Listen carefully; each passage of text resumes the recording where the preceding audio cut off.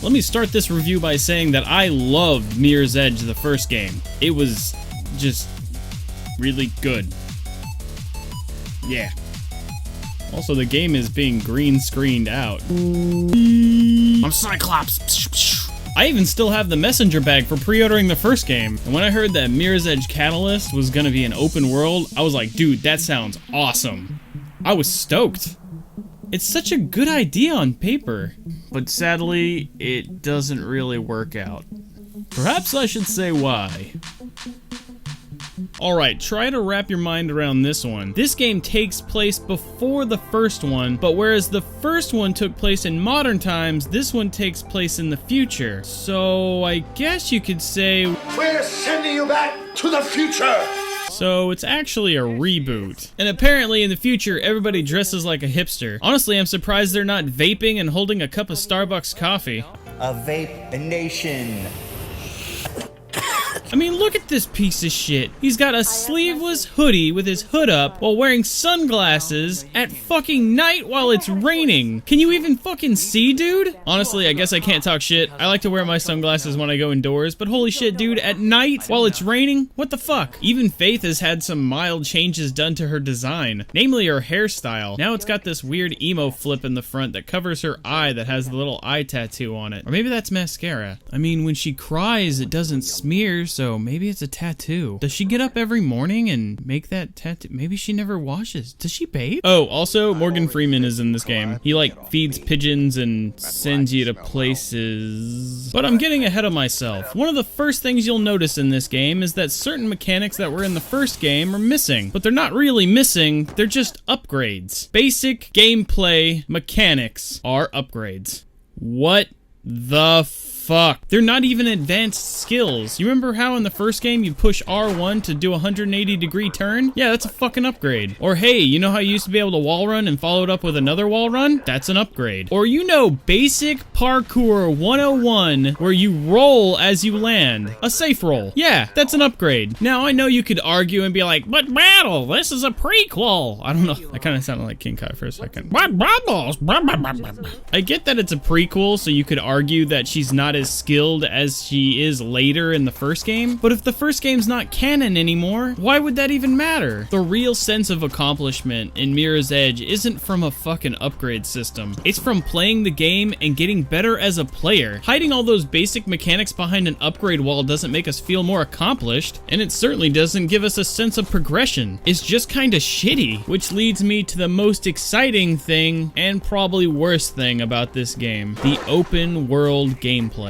When I first heard open world with Mirror's Edge, I was like, hell yeah, that sounds awesome. But the reality is that the map is just a little too small, and you end up seeing the same areas probably 50 or 100 times over and over again. There was more than a few times where I was being chased by enemies and then I found myself at the edge of the map with nowhere to go. It really sucked. Where do I go? Where do I go? Where do I go? There's no red line. Where the fuck do I go? Okay, here we go. And the open world is just covered with a huge amount of collectibles, but to be honest, they kind of disrupt the flow of gameplay more than anything else. You have a good flow going and you're like, oh, is that a security chip? The only time there's a sense of urgency in this game is whenever there's a side mission and you have to deliver a package in a certain period of time. But even those missions don't make any sense. Hey, I need you to deliver this really delicate package, so be really careful. Then why the hell would it matter how quickly I got it there? Wouldn't you want me to just take my time and make sure it wasn't damaged with me parkouring all over the city to get it there in under like 2 minutes? Hey Faith, we're all out of milk. Can you go get some more? Gotta hurry or that milk's gonna go bad. The funny thing is that I just made that one up, but it would actually make more sense because then there would be a reason for the timer. Also, I could relate. I think I might be all out of milk. Also, the time allotted to complete these side missions is really tight, especially if you don't have your quote-unquote upgrades. So more often than not, through playing through the story, you find yourself just skipping the side missions. Very disappointed. Very. There will be no payment, as we are sure you understand. Have a not very nice day. There are these really cool hackable billboards that are scattered throughout the open world that you can customize with your own runner banner. But even that's kind of shitty because the only way to customize them is through their app or through the website. And the website needs to be linked to your account for your unlockable banners to show up, and it's just really convoluted and unnecessary. There's no reason this shouldn't be customizable in the game. It just seems like a really sleazy way to get people to log into their website. In the previous game, you had the option of being a pacifist and not killing anybody, or just killing everybody. But regardless, the combat was good. In this game, they literally force you into combat scenarios, but the combat is awful. And you don't even get to use their guns anymore. Now, there is a punch and there is a kick, but there's no real reason to use the punch because they can counter the punch, and the kick is more useful because they can fall over a handrail and die instantly. So there's absolutely zero reason to use the punch button. Why have the punch at all? It makes no sense.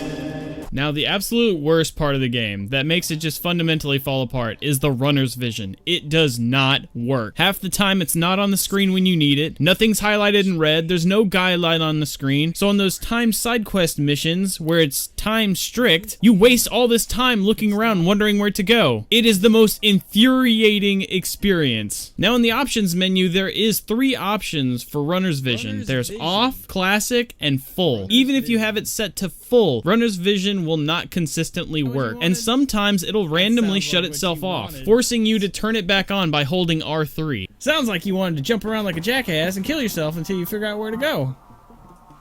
Yeah, man, that's what I wanted. That's why I put it on full. That's why I went to the options menu and I put it on full, because I like killing myself over and over again trying to figure out where to go. Oh, there's a pipe. Not highlighted in red. Good, I'm glad I have it on full so I knew where to go.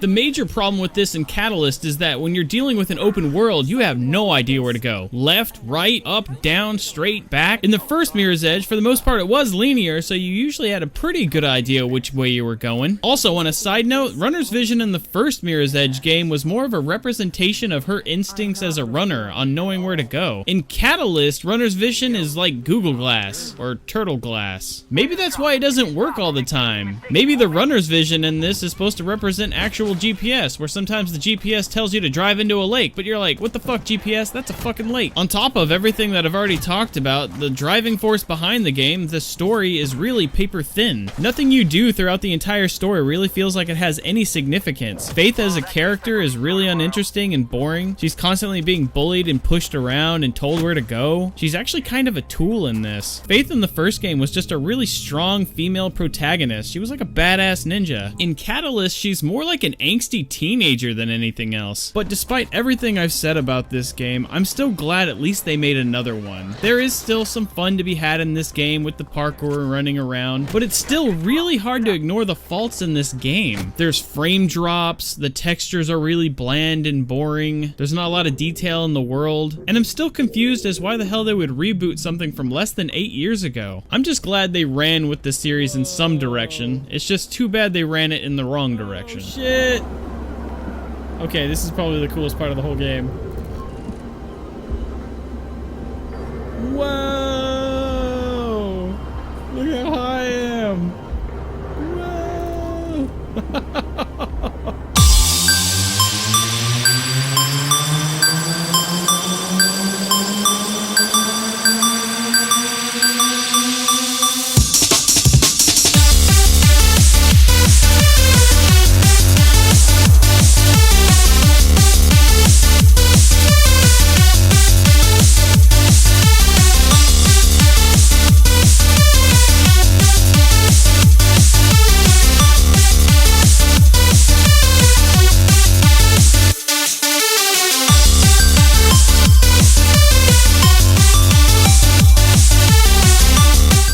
I'd like to take a brief moment to thank Graphics Kong and Jack the Ripper for being 2 of my top Patreons. Also, a huge shout out to my Twitch subscribers and donators. Without the support from you guys, I wouldn't be able to take that extra time to edit my videos, so thank you. And with that, I'll see you in the next video.